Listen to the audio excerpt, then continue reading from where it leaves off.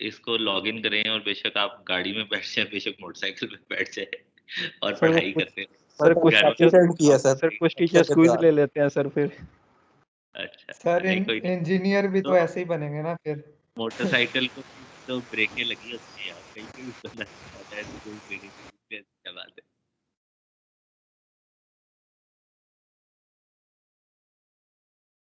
Engineer यार तुम लोग अच्छे बन जाओगे, इंजीनियर का मसला नहीं है, इंजीनियर अच्छे बन जाओगे इंशाल्लाह, इस बात पे कॉन्फिडेंस रखो। सर आधा नींद में लेक्चर ले रहे हो तो इंजीनियर क्या सर बनना? एक अच्छे इंजीनियर होने से क्या मुराद है, बंदे के अंदर क्या क्वालिटीज होनी चाहिए? मुझे तो खुद भी नहीं पता वैसे टू बी ऑनेस्ट कि क्या फर्क पड़ता है यार। एक अच्छे इंजीनियर से मुराद आई डू नॉट नो कोई ख़ास है या नहीं है, लेकिन मेरा ख्याल है कि कॉन्सेप्ट एक अच्छे इंजीनियर का ये है कि उसके बस प्रॉब्लम सॉल्विंग स्किल्स अच्छे हों। मसलन अब इसमें हैंड्स ऑन कितना अच्छा है या कितना नहीं अच्छा वो एक अलग बात है। जो बेस्ट बंदा होगा उसमें बेशक जीपीए उसका 3 के पास ही हो, 2.9 3 3.1 इतना हो, कोई इतना बड़ा मसला नहीं है। लेकिन ये है कि एज लॉन्ग एज उसके जो बेसिक कॉन्सेप्ट्स हैं वो स्ट्रांग होने चाहिए, एक बात। दूसरी बात ये कि उसको एक चीज़ को दूसरी चीज़ से रिलेट करना आना चाहिए, दूसरी। तीसरी बात ये कि उसकी मैथमेटिक्स की जो अंडरस्टैंडिंग है वो अच्छी होनी चाहिए, इन अ सेंस ये कि किसी भी चीज़ से जो प्रॉब्लम फॉर्मुलेशन होती है ना वो उसको थोड़ा उसमें होना चाहिए। और चौथी बात ये है कि उसमें हैंड्स ऑन होना चाहिए। चौथी 4 होगी, हाँ, हैंड्स ऑन अच्छा होना चाहिए। और पांचवी जो है वो कॉन्फिडेंस है। तो ये सारी चीज़ें अगर मौजूद हों तो आप बहुत अच्छे इंजीनियर हैं।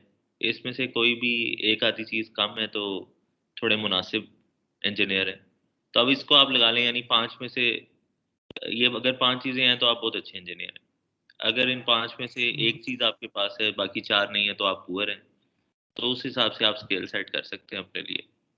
सुन रहे हो ना, आज पता लग गया है। कौन सी 5 चीजें सर? मैंने सर लेट 3 ज्वाइन जीपीए किया। मिसिंग है इन सारों में से फिर। यार वैसे तो मैंने रिकॉर्ड कर लिया, रिकॉर्डिंग चल रही है, लेकिन मैं ये कह रहा था कि कॉन्फिडेंस इज़ वन, यानी कॉन्फिडेंस आप में होना चाहिए कि आप सेल्फ कॉन्फिडेंस जो है एक वो चीज़ है।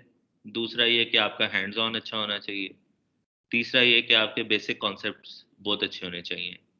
चौथा ये कि आप चीज़ों को एक दूसरे के साथ रिलेट कर सके, जिस तरह इंटरडिसिप्लिनरी होता है ना, उस तरह से। Yes sir.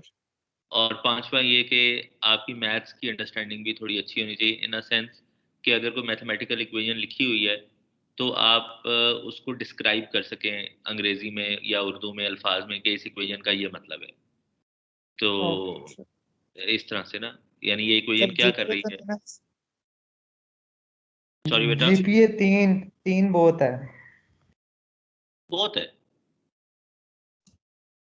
बहुत है, बहुत, यानी बहुत अच्छा है। 3 जीपीए बहुत is very good. Sir perfect दी यार परफेक्ट भी कह सकते हैं। मैं तो यानी मुझसे अगर कोई पूछे कि यार कितना अच्छा, यानी जीपीए कितना होना चाहिए किसी का, तो जो लोअर वैल्यू है वो 2.5 है कि 2.5 से ऊपर ऊपर होना चाहिए। लेकिन जनरली मैं रेकमेंड यही करता हूँ कि 3 से ऊपर हो तो बहुत अच्छा है। मैं उसको बहुत अच्छे में ही कंसिडर करता हूँ 3 से ऊपर जीपीए को। जी जनाब, लोग आ गए हैं सारे के सारे। मैं अटेंडेंस रिकॉर्ड करने लगा हूँ और फिर हम शुरू करते हैं। Okay okay sir. ठीक है जी। यह आखिरी 5 मिनट में ना एक छोटा सा एक्सपेरिमेंट करना है मैंने।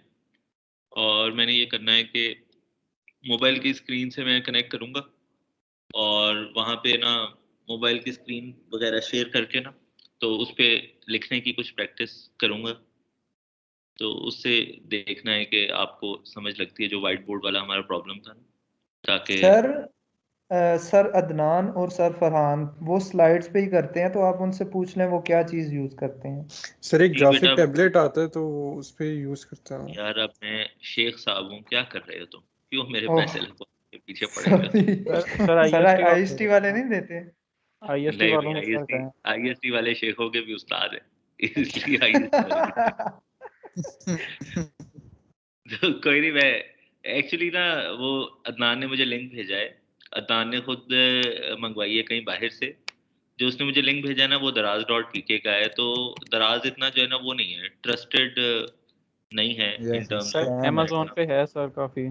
सर लेकिन सर ठीक है, हर रेंज पे है दराज सर Amazon पे। सही है। सर अब तो दराज हब्स बने हुए हैं, वापस कर सकते हैं आप जाके। यस जी सर, सर। सर रिव्यूज देख के ऑर्डर करना है। ठीक है जी, हाँ सिर्फ आपकी मोहब्बत में मैं ये रिस्क ले लेता हूँ। सर, लेकिन तो ना लें, आप यूनिवर्सिटी खुलवाएं, आप गोली मारें इसको, आपको हाँ कंप्यूटर भी उड़ा दें। हमारी मोहब्बत में सर यूनिवर्सिटी खुलवा दी। हाँ ठीक है जी, ठीक ला देते हैं। अच्छा जी, आपको नजर आ रही है स्क्रीन जनाब? Yes sir. ओके, तो ये चैप्टर नंबर 4 है। कल हमारा जुमेरात को हमारी रिव्यू सेशन है, ठीक है। हम आगे कुछ नहीं पढ़ेंगे, रिव्यू करेंगे चीज़ों का। और इसलिए आप लोग अपना सारा पिछला जो मटेरियल है वो सारे का सारा प्लीज़ कवर कर लीजिएगा, रीडिंग कर लीजिएगा थॉरली। हम चैप्टर नंबर 4 शुरू करने लगे हैं। तो चैप्टर नंबर 4, 5, 6, 7 और 8 और थोड़ा सा 9, ये आप यूँ कह लें कि सारे के सारे चैप्टर्स हैं जो कि basic understanding of electromagnetic fields के साथ डील करते हैं। अगेन इसमें जब भी मैं इलेक्ट्रोमैग्नेटिक फील्ड की बात करूंगा इस कोर्स में, तो ये बात इम्प्लिसिट होगी कि मैं इलेक्ट्रोस्टैटिक और मैग्नेटोस्टैटिक की बात कर रहा हूँ। इसका मतलब ये है कि ये फील्ड्स जो हैं वो टाइम इनवेरिएंट फील्ड्स हैं। ठीक हो गया? समझ लग गई बात कि नहीं? क्योंकि जब चैप्टर नंबर 9 आएगा तो वहां पे इलेक्ट्रोडायनामिक फील्ड्स होंगी, ठीक है, जो कि टाइम वेरिएंट फील्ड्स होंगी। तो चैप्टर नंबर 8 तक जब भी इलेक्ट्रिक फील्ड की बात होगी, मैग्नेटिक फील्ड की बात होगी, तो it is a static field with respect to time, it is not changing with the change in time. Electrostatic field में चैप्टर नंबर 4 में हम मेनली इन टॉपिक्स को पढ़ेंगे जो आपके सामने है। इलेक्ट्रिक फील्ड से रिलेटेड कुछ लॉज हैं, कूलम्स लॉ, उसके बाद कहीं जाके गॉसेस लॉ आता है, सही है, और मैक्सवेल इक्वेशंस भी यहाँ पे आगे आएंगी कुछ, ठीक है। तो ये हमारे लिए बड़ी इंटरेस्टिंग चीज़ें इसमें छुपी हुई हैं। तो हम देखते हैं कि आगे क्या है इसमें, सही है। बहुत ज़्यादा मुश्किल हम आपके लिए नहीं डालेंगे, आसानी आसानी से आपको हम पढ़ाएंगे। जो मकसद है इस चैप्टर को आपको पढ़ाने का, उसमें अगेन ये बात हम सारी की सारी कर चुके हुए हैं कि इलेक्ट्रोस्टैटिक फील्ड्स की एप्लीकेशन है इलेक्ट्रिक पावर ट्रांसमिशन में, एक्सरे मशीन्स में, सॉलिड स्टेट डिवाइसेस में, कंप्यूटर डिवाइसेस में, touch pads, cathode ray tubes, और भी काफ़ी सारी चीज़ें जिसमें MRI machine, bullet trains, magnetic launchers, काफ़ी सारी चीज़ें, microwave oven, electromagnetic transmission, mobile phones, तो they are lot of things. Electric field के एनालिसिस के लिए या उसकी अंडरस्टैंडिंग के लिए किसी भी जगह पे कितनी इलेक्ट्रिक फील्ड मौजूद है, अगर मौजूद है तो उसकी कुछ ना कुछ असेसमेंट होनी चाहिए, ठीक है। तो जो दो बेसिक लॉज हैं जो कि इलेक्ट्रिक फील्ड से रिलेटेड हैं, one of them is Coulomb's law and the other one is Gauss's law, ठीक है। जो कूलम्स लॉ है वो एक काफ़ी अच्छा जेनेरिक लॉ है जो कि आपको किसी भी सिचुएशन के साथ, यानी किसी भी सिचुएशन में if you want to determine कि किसी पर्टिकुलर पॉइंट पे क्या इलेक्ट्रिक फील्ड इंटेंसिटी होगी, उसकी क्या वैल्यू होगी, तो आप किसी भी सिनेरियो में कूलम्स लॉ को बड़ा कंफर्टेबली अप्लाई कर सकते हैं, ठीक है। लेकिन थोड़ा सा डिफ़िकल्ट है क्योंकि इसमें वेक्टर्स और उनकी रेजोल्यूशन, इस तरह की चीज़ें आती हैं। जो गॉसेस लॉ है वो काफ़ी कन्वीनियंट है as opposed to Coulomb's law, लेकिन गॉसेस लॉ में एक लिमिटेशन है कि ये कुछ स्पेसिफिक केसेस के ऊपर अप्लाई हो सकता है। It is not generic law, और कुछ पर्टिकुलर डिस्ट्रीब्यूशंस के ऊपर सिर्फ हम इसको अप्लाई करके इलेक्ट्रिक फील्ड इंटेंसिटी डिटरमिन कर सकते हैं। एक बात जो कि अभी हम बिल्कुल शुरू में क्लियर कर लेंगे वो ये कि इलेक्ट्रिक फील्ड जो है ये हमेशा चार्जेस की वजह से प्रोड्यूस होती है। मतलब किसी भी जगह पे आपके पास कुछ चार्जेस मौजूद हैं तो पॉजिटिव चार्जेस हो सकते हैं, नेगेटिव चार्जेस हो सकते हैं, तो जहाँ कहीं पे भी आपके पास कोई चार्ज डिस्ट्रीब्यूशन होगी वहाँ पे इलेक्ट्रिक फील्ड इंटेंसिटी या इलेक्ट्रिक फील्ड मौजूद होगी। ठीक है, इस बात की अभी फॉर द टाइम बीइंग हम वेरिफिकेशन में नहीं जाएंगे, ऑल्दो कि हर चीज़ को वैलिडेट करना चाहिए, हर चीज़ को वेरीफाई करना चाहिए। तो ये स्टेटमेंट कि किसी भी जगह पे अगर इलेक्ट्रिक चार्जेस होंगे तो वहाँ पे इलेक्ट्रिक फील्ड होगी, ये बात कैसे वेरीफाई होगी ये हम आगे जाके थोड़ा देखेंगे। अभी just to build up a concept हम इस बात पे थोड़ा यकीन कर लेंगे फॉर द टाइम बीइंग कि जहाँ कहीं पे भी इलेक्ट्रिकल चार्जेस होंगे पॉजिटिव और नेगेटिव ईदर वे, वहाँ पे इलेक्ट्रिक फील्ड एग्जिस्ट करेगी उस चार्ज डिस्ट्रीब्यूशन की वजह से। ठीक है,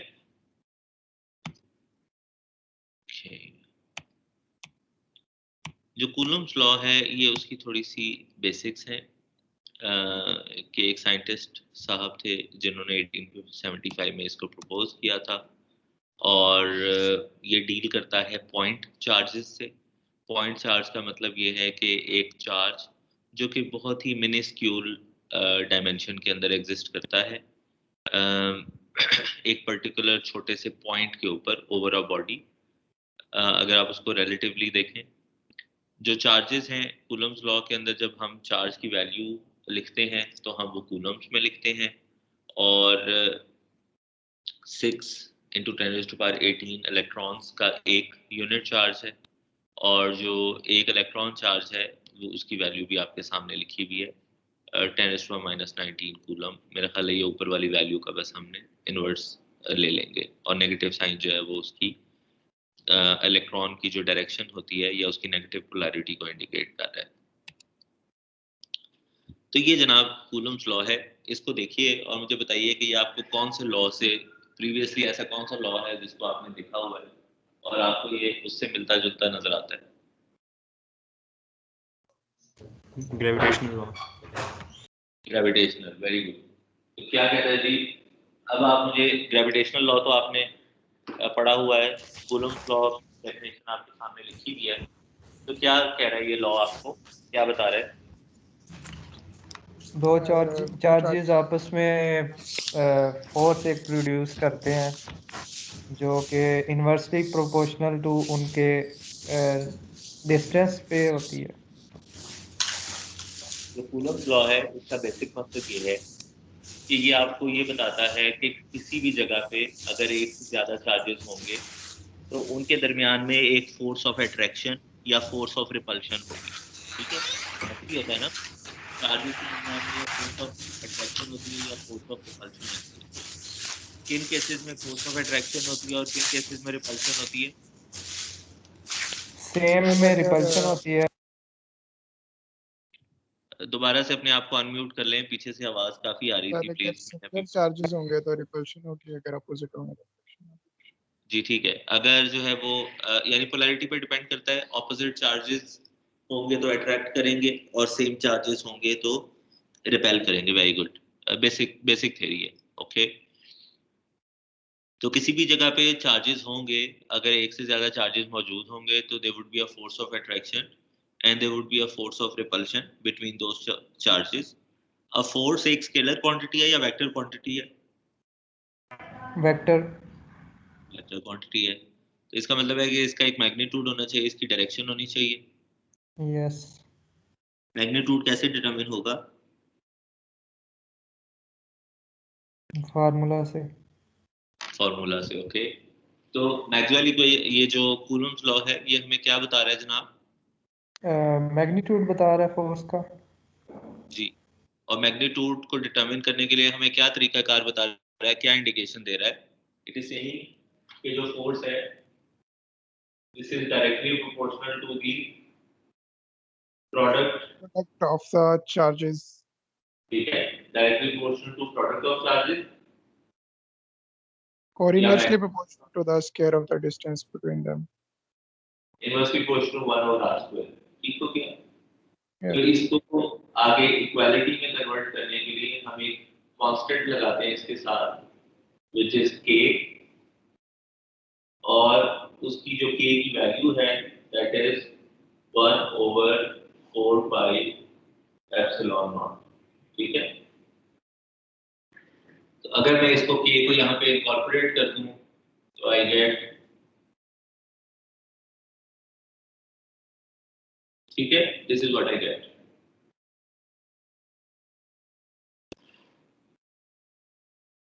अभी इसका मैग्नीट्यूड हो गया। डायरेक्शन के बारे में आपका क्या ख्याल है कि डायरेक्शन क्या होनी चाहिए? सर वो चार्जेस पे डिपेंड करेगा। ठीक है, थोड़ा और इलैबोरेट करें अपनी बात को। सर अगर दोनों दोनों ऑपोजिट चार्जेस होंगे तो वो रिपल्सिव हो जाएगी। और फॉर एग्जांपल एक ये चार्ज है और एक ये चार्ज है, ठीक है, तो जो, और ये हमारा कोऑर्डिनेट सिस्टम है x y एंड z, ठीक है, तो अब बताइए डायरेक्शन एंड, अब बताइए फोर्स की क्या डायरेक्शन होनी चाहिए? दोनों को पॉजिटिव ले लेंगे, फिर कोई इशू नहीं है।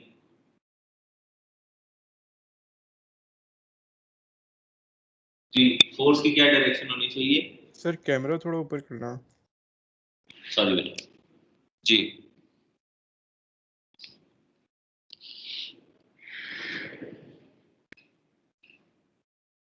मैग्नीट्यूड तो आ गया फोर्स का, फोर्स की डायरेक्शन प्लीज बता दीजिए, यानी यूनिट वेक्टर कैसे कैलकुलेट करूंगा? सर इसका वेक्टर डिवाइडेड बाय मैग्नीट्यूड। ठीक है, कोई आसान तो वो वेक्टर कैसे निकालूंगा? वेक्टर तो आएगा तो उसका यूनिट वेक्टर निकलेगा ना, वेक्टर कैसे निकालूंगा? सर डिस्टेंस इसका मतलब निकालेंगे आप। एग्जैक्टली, ठीक है, तो जो वेक्टर होगा, अब आप ये देखें ना कि जो फोर्स है, ये जो मैंने ब्लू लाइन ड्रॉ की है, तो जो फोर्स की डायरेक्शन होगी वो इसी लाइन के अलोंग होगी, ठीक है, जो लाइन इनको ज्वाइन कर रही है, यस सर। ठीक है, या आप यूं कह सकते हैं कि मैक्सिमम फोर्स इसी डायरेक्शन में होगी जो स्ट्रेट लाइन इन दोनों को ज्वाइन कर रही है, ठीक है। अब आप ये देखिए कि अगर मैंने ये लाइन जो है जो इन दोनों को ज्वाइन कर रही है, उस लाइन का अगर मैंने वेक्टर डिटरमिन करना हो तो वो कौन सा वेक्टर होगा?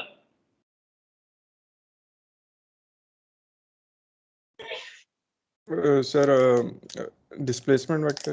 एक तो पोजीशन वेक्टर होता है, पोजीशन तो जीरो से होता है, लेकिन ये डिस्प्लेसमेंट है। हाँ जी, तो डिस्टेंस वेक्टर, ठीक हो गया। तो इसका मतलब ये हुआ, तो मैं सिर्फ अपनी आसानी के लिए अब पूरी डेफिनेशन अगर देखें तो if there are any charges somewhere, तो between any two charges there will be a force. उस फोर्स का जो मैग्नीट्यूड होगा वो क्या होगा? Product of charges divided by 4 pi epsilon naught r square, और जो फोर्स है उसकी डायरेक्शन होगी along the line joining these two charges, और इसको अभी मैं अपनी आसानी के लिए लिख देता हूं A R unit vector considering के चार्ज 1 और 2 के दरमियान में जो डिस्टेंस है दैट इज आर, ठीक है, जो कि मैंने यहाँ पे मेंशन किया हुआ। ऐसी बात है ना, where r is the yes sir. Distance vector या डिस्प्लेसमेंट वेक्टर। समझ गए कि नहीं?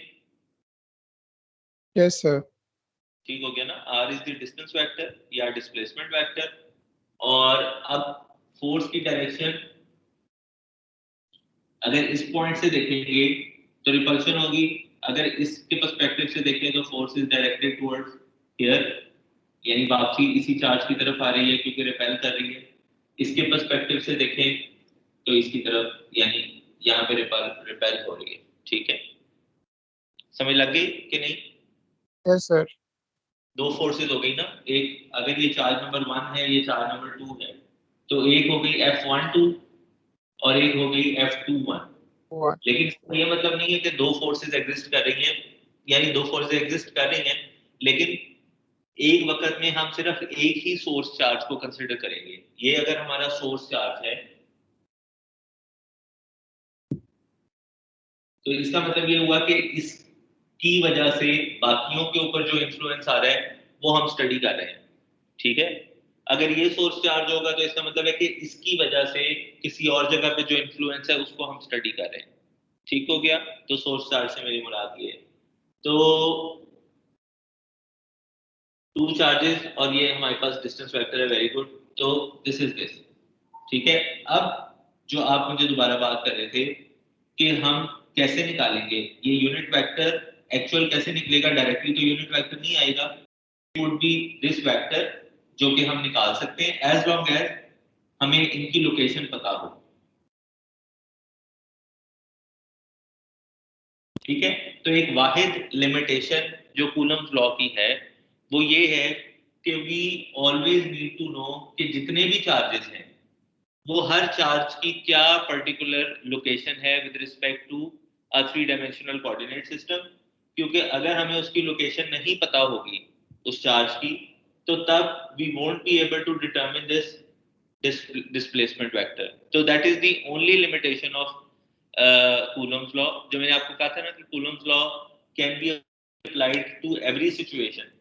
तो उस सिचुएशन को मैं थोड़ा सा मॉडिफाई इस तरह से करता हूँ, उस स्टेटमेंट को सॉरी इस तरह से मॉडिफाई करता हूँ कि Coulomb's law can be applied to any situation as long as we have got exact coordinates of all the charges which are present in that environment या space या whatever कुछ भी आप उसको कह दें, ठीक है।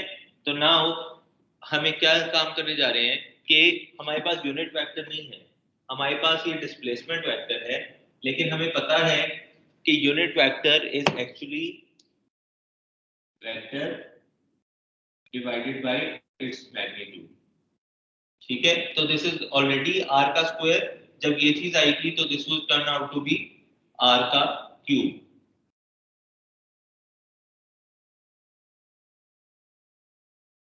ठीक है। तो this is now force between two charges, charge 1 is q1 q2 and the distance between those charges is r।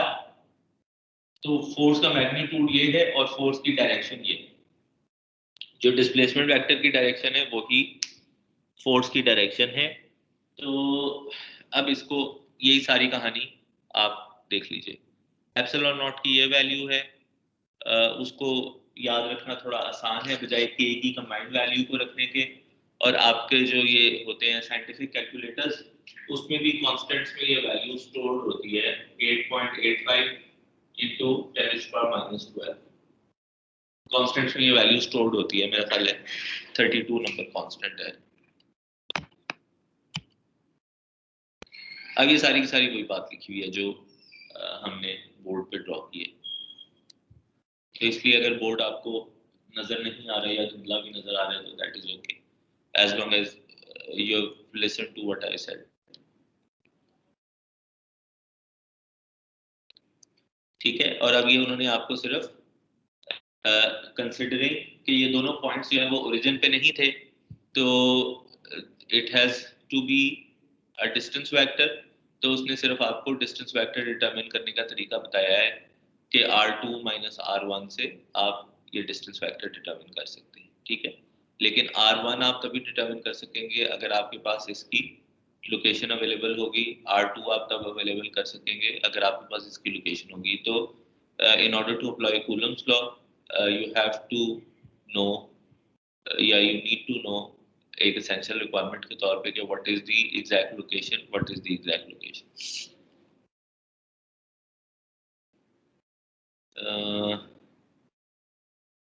ठीक है, like charges of the same sign repel each other, unlike charges attract each other, ठीक है। अब देखें previously जो बात हमें खाली इंट्यूटिवली या ऐसे ही पता थी, अब आप ये देखिए कि what he is saying is कि जो फोर्स का मैग्नीट्यूड है यानी these two forces are negative to each other ना, हमें यहाँ पे नजर आ रहा है कि एक में हम इसको पर्सपेक्टिव ले रहे हैं, एक में हम इसको पर्सपेक्टिव ले रहे हैं। तो अगर दो चार्जेस होंगे तो यहाँ पे एक चार्ज की वजह से नेगेटिव साइन आ जाएगा, ठीक हो गया। तो इन सम केसेस जो फोर्स है वो अट्रैक्शन में कन्वर्ट हो जाएगी एंड इन सम केसेस जो फोर्स है वो रिपल्शन में कन्वर्ट हो जाएगी, ठीक है।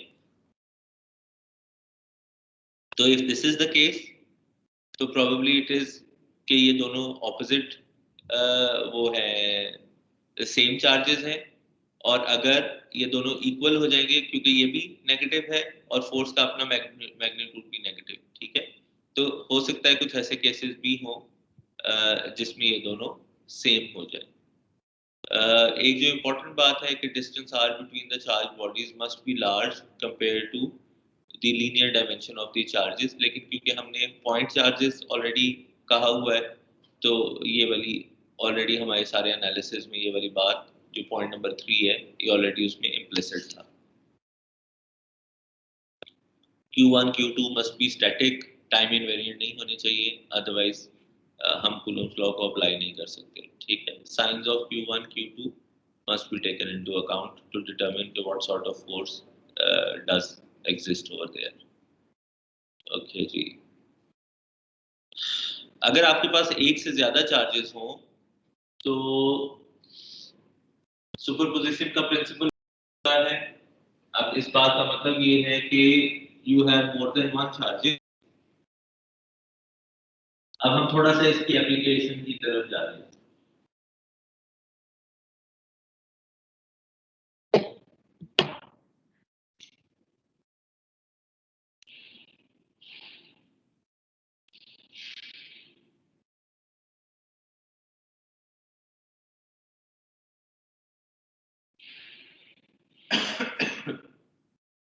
एक दो तीन चार पांच, ठीक है, और ये 6। We have 6 charges total,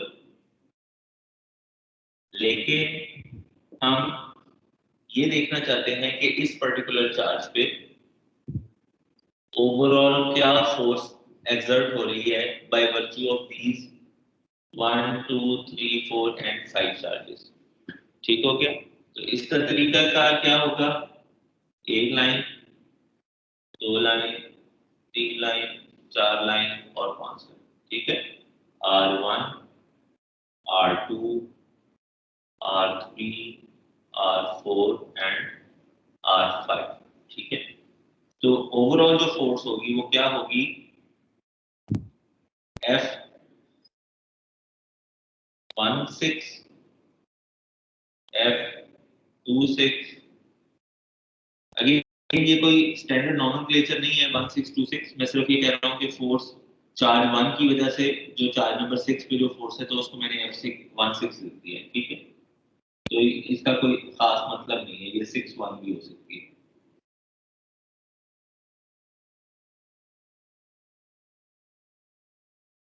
ठीक हो गया? ऐसे ही है। अब आप ये देखिए कि मैं अपनी आसानी के लिए इस चार्ज को कह देता हूं कि दिस इज चार्ज Q, और इसको कह देता हूं कि this is Q1, Q2 and this is 1 2 3 4 and इसको कह देता हूं दिस इज Q5।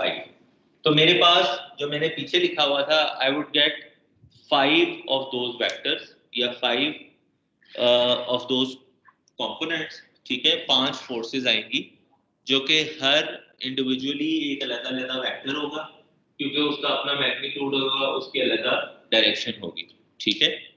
और जो यहाँ पे चार्ज Q है, ये वो वाला चार्ज है जहाँ पे मैं फोर्स डिटरमिन करने में इंटरेस्टेड हूँ, और ये वो वाला चार्ज है जिसकी वजह से फोर्स एक्ट हो रही है, ठीक है। अगेन फोर्स जिस पे डिटरमिन करने में इंटरेस्टेड हूँ, जिसकी वजह से फोर्स एक्ट हो रही है, ठीक है। तो if we have n charges तो there would be n forces, सही है। अगेन जो रेडियस r है, दिस इज द रेडियस, ये पोजीशन वेक्टर है ऑफ चार्ज q, ठीक है। और ये जो है पोजीशन वेक्टर है ऑफ चार्ज q1। अगेन ये सारी चीज इसी तरह से। तो इवेंचुअली इसका मतलब ये हुआ कि जो टोटल फोर्स है that is the summation of all the charges and their distance vectors with respect to the source charge या जिसके ऊपर आप influence study करना चाहते हैं of other charges। ठीक हो गया? अब हम आगे इलेक्ट्रिक फील्ड की डेफिनेशन के ऊपर और हम ये डिटरमिन करना चाहते हैं कि अच्छा हमने ये तो डिटरमिन कर लिया कि इस पॉइंट के ऊपर बाकी चार्जेस की वजह से फोर्स कितनी है। If I am interested to know कि इस पॉइंट पे बाकी चार्जेस की वजह से इलेक्ट्रिक फील्ड इंटेंसिटी कितनी है, तो उसका तरीकाकार मेरे पास क्या है कि electric field is force per unit charge. ठीक है, this is the standard relation. ठीक है, this is the standard relation. अब मैंने क्या किया कि ऑलरेडी इस पॉइंट पे, इस पर्टिकुलर चार्ज पे बाकियों की वजह से क्या फोर्स एग्जिस्ट कर रही थी, वो ऑलरेडी मैंने डिटरमिन किया हुआ था एज पर कूलम्स लॉ। सही है, लेकिन now I am interested to know कि इस पॉइंट के ऊपर इलेक्ट्रिक फील्ड इंटेंसिटी कितनी है इन बाकी चार्जेस की वजह से। तो व्हाट आई डिड वाज कि जितनी मैंने फोर्स डिटरमिन की हुई थी उसको मैंने Q से डिवाइड कर दिया, और जो मेरा एक्सप्रेशन था, जो पीछे फोर्स का एक्सप्रेशन था, ये वाला एक्सप्रेशन, जब आप इसको Q से डिवाइड करेंगे तो ये वाला हिस्सा कट ऑफ हो जाएगा एंड रेस्ट विल सफाइस। तो इलेक्ट्रिक फील्ड एक्सप्रेशन जो मेरा निकलेगा that would be E is equal to summation of all the charges divided by 4 pi epsilon naught r square r cube and vector r. So this is my electric field intensity. ठीक है, for a point, किस point के ऊपर जहां पे ये charge Q exist कर रहा था। ठीक है, और अगर मैं इस पॉइंट को स्पेसिफाई करना चाहूं तो I can say R minus R1। तो ये इलेक्ट्रिक फील्ड इंटेंसिटी मैंने किस पॉइंट के ऊपर कैलकुलेट की है, उस पॉइंट के ऊपर जिस पॉइंट का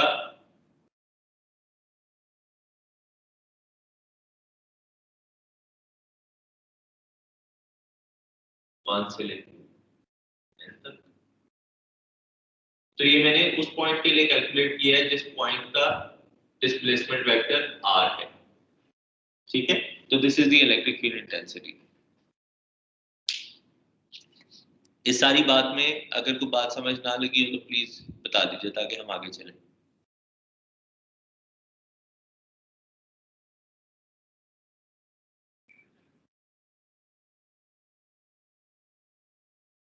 जनाब सर आ ठीक गया है तो समझ आ गया। सर। ओके, चलिए आप इस एग्जांपल को देखिए और बताइए कि क्या पूछा गया आपसे इस एग्जांपल में।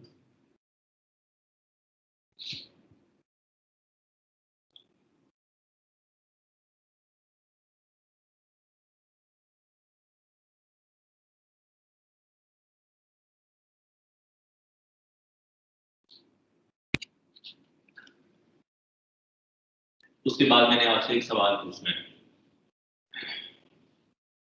दो चार्जेस सर बताए गए हैं, 2 पॉइंट्स पे पड़े हैं और जी जाहिर सी बात वो एक फील्ड बना रहे होंगे। ठीक है, वो कह रहे हैं कि एक चार्ज रखते हो और फिर उस पॉइंट पे इलेक्ट्रिक फील्ड इंटेंसिटी भी बताएं। ठीक हो गया। तो ये सामने जिस तरीके से किया हुआ ये तरीका ठीक है।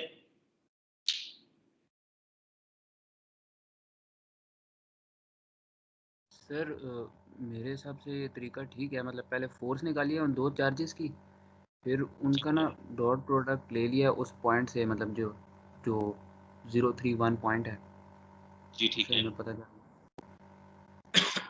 सॉरी जी ठीक है। तो अब आप में से कोई मोटरसाइकिल पे तो नहीं मैं है, अभी इसमें डिस्कनेक्ट, आप में से कोई मुझे तो मोटरसाइकिल अभी पे तो इसका नहीं है, आइडिया मैं नहीं। छोटी चीज आप लोगों से हल करवाना चाहता हूँ। क्या चीज सर? मैंने कहा आप लोग सारे घरों पे हैं मौजूद। जी सर घरों पे ही है ठीक है, तो कॉपी पेंसिल अगर पकड़ी है सर। तो मैं आपसे एक चीज करवाना चाहता हूँ, छोटी सी, आसान सी है बिल्कुल। क्विज ना करें अभी। लेक्चर मेरा तो मिस हो गया। मैं तो अभी दोबारा कनेक्ट हुआ हूँ, इंटरनेट ही बंद हो गया था। कोई मसला नहीं है, दूसरा इंटरनेट कर दिया। बेटा ओपन बुक है, ओपन बुक है, कोई इशू नहीं है, कोई इशू नहीं। फिर भी सर सवाल ये है, मुझे तो पता भी नहीं क्या हो रहा है, चले ट्राई कर लेते हैं। हाँ ओके, ये जो आपके सामने स्टेटमेंट लिखी हुई है ना, ठीक है, कि पॉइंट चार्जेस हैं, यानी सारी के सारे सवाल यही है। आपने सिर्फ ये करना है कि आई वांट यू, कि ये जो बात है कि calculate the electrical force on 10 nanocoulomb charge, ठीक है, located at 031 and determine the electric field intensity at that point. तो मैं सिर्फ ये चाहता हूं कि आप मुझे ये करके बताएं कि अगर ये वाली स्टेटमेंट यहाँ पे ना लिखी हुई हो, electric force on 10 nanocoulomb charge, अगर आपको ये चार्ज की वैल्यू ना पता हो, ठीक है, तो और आपको खाली ये कहा जाए कि आप सिर्फ ये दो चार्जेस हैं और इस पॉइंट के ऊपर जो 031 है, इस पॉइंट के ऊपर जो भी इलेक्ट्रिक फील्ड इंटेंसिटी है वो आप डिटरमिन कीजिए इन दो चार्जेस की वजह से, तो वो आप कैसे डिटरमिन करेंगे, बस ये इतना काम,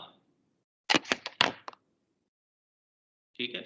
तो आपके सामने ये खुली हुई है ऑलरेडी स्लाइड। सर एक बार रिपीट कीजिएगा थोड़ा सा। मुझे आपको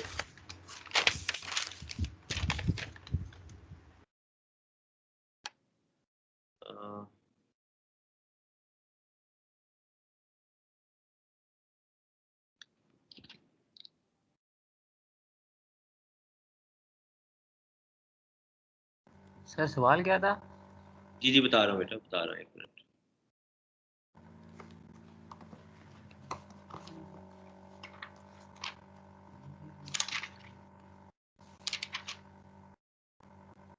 सवाल यही है जो आपके सामने लिखा हुआ है, ठीक है।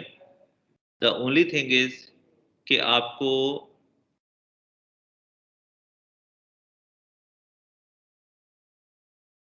ये चीज नहीं पता,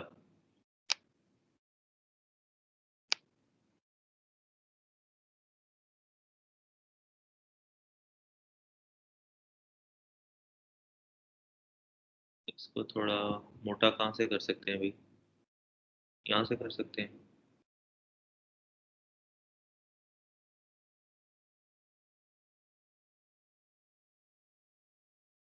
ठीक है, तो आपने सवाल आपके सामने ये है कि यू हैव पॉइंट चार्जेस, ठीक है, उन दोनों पॉइंट चार्जेस की लोकेशन आपको पता है, and I want you to determine electric field intensity at this point, ठीक है। जिस पॉइंट पे हमने इलेक्ट्रिक फील्ड इंटेंसिटी डिटरमिन करनी है वहां पे कोई चार्ज एग्जिस्ट नहीं कर रहा, ठीक है। यहाँ पे तो एग्जिस्ट कर रहा था ना 10 नैनोकूलम चार्ज, तो कोई चार्ज एग्जिस्ट नहीं कर रहा, तो I want you to take on this के हाउ डू यू डिटरमिन, ठीक है। और जो आपकी अपना जो है एग्जांपल जो आप कर रहे थे वो ऑलरेडी यहाँ पे लिखी हुई है, ठीक है।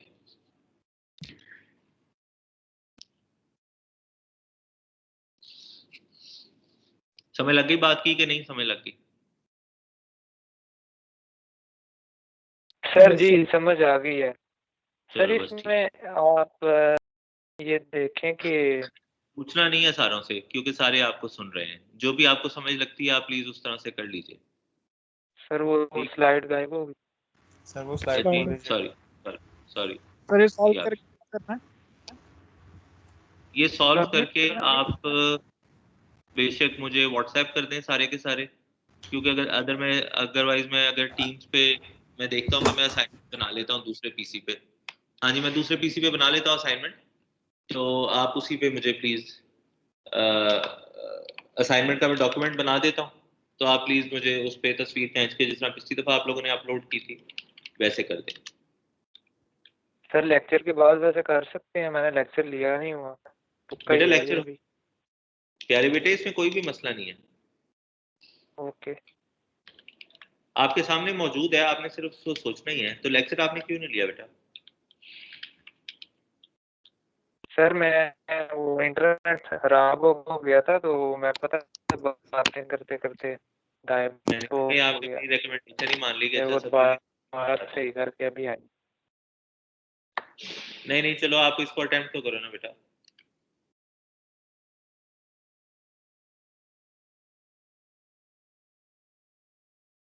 नहीं सर, इंटरनेट सॉरी बेटा। कर रहा हूँ मैं इंशाल्लाह हो जाएगा। जी जी करो करो शाबाश।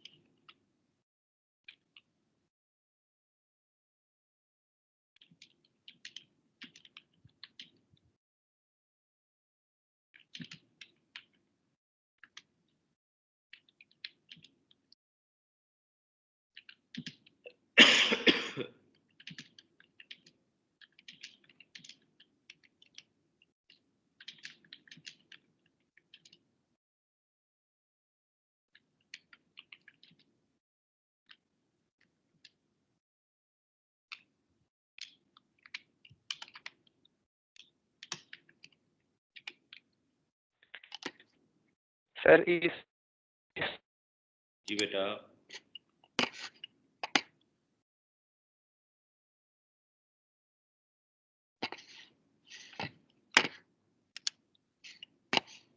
जी मैं बेटा ना मैं सुन रहा हूँ। एक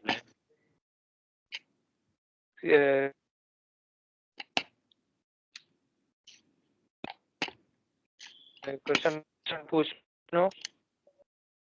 बोले बेटा।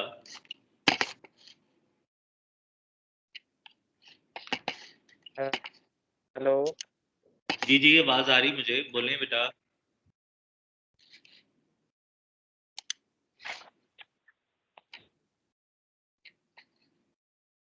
जी बेटा मुझे आवाज आ रही, बोले।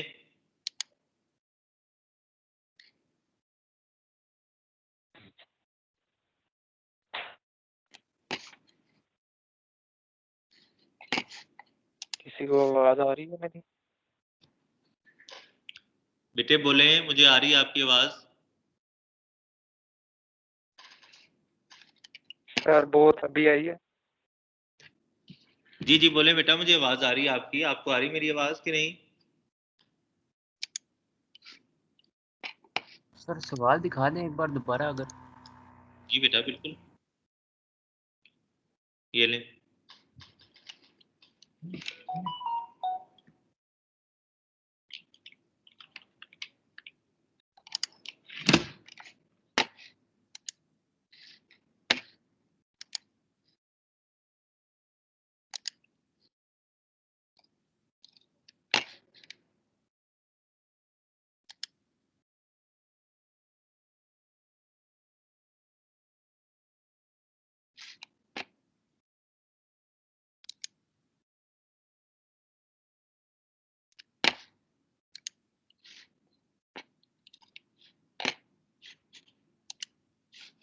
क्वेश्चन तो वहां से भी देख लेंगे सर, अब वही स्लाइड कर दें पिछली।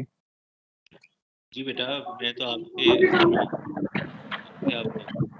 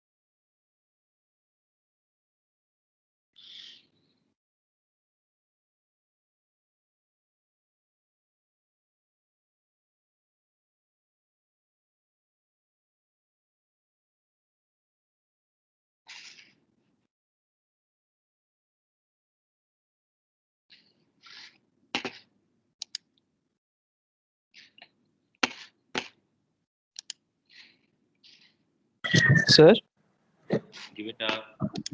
सर हमने बस इलेक्ट्रिक फील्ड निकाल के देनी है ना इसकी, इस पॉइंट पे 031 पे। जी बेटा बिल्कुल ऐसे ही है, लेकिन उधर कोई चार्ज एग्जिस्ट नहीं कर रहा, ठीक है।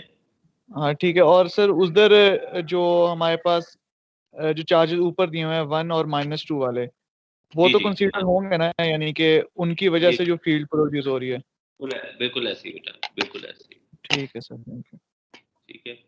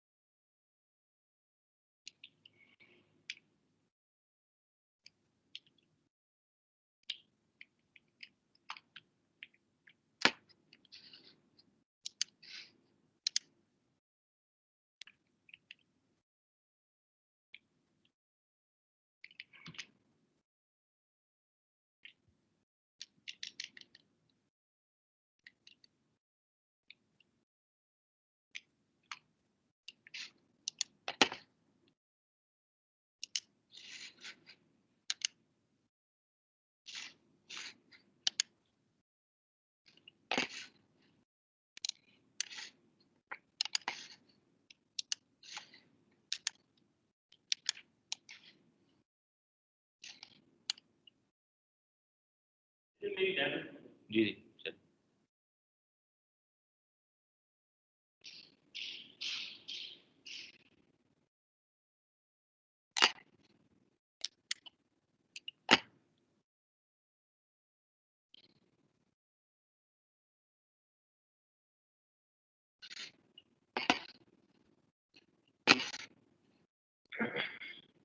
सर ये कांस्टेंट की वैल्यू आप काइंडली बता देंगे, वो जो होता है 1/4π/0 के इक्वल जो है। बेटा एप्सिलॉन नॉट की वैल्यू मुझे याद है 8.85 10⁻11 है या 12 है। आपके पास अगर वो है कैलकुलेटर तो उसमें कांस्टेंट का बटन प्रेस करके ना तो 32 प्रेस करें तो आपको वहां से मिल जाएगी वैल्यू।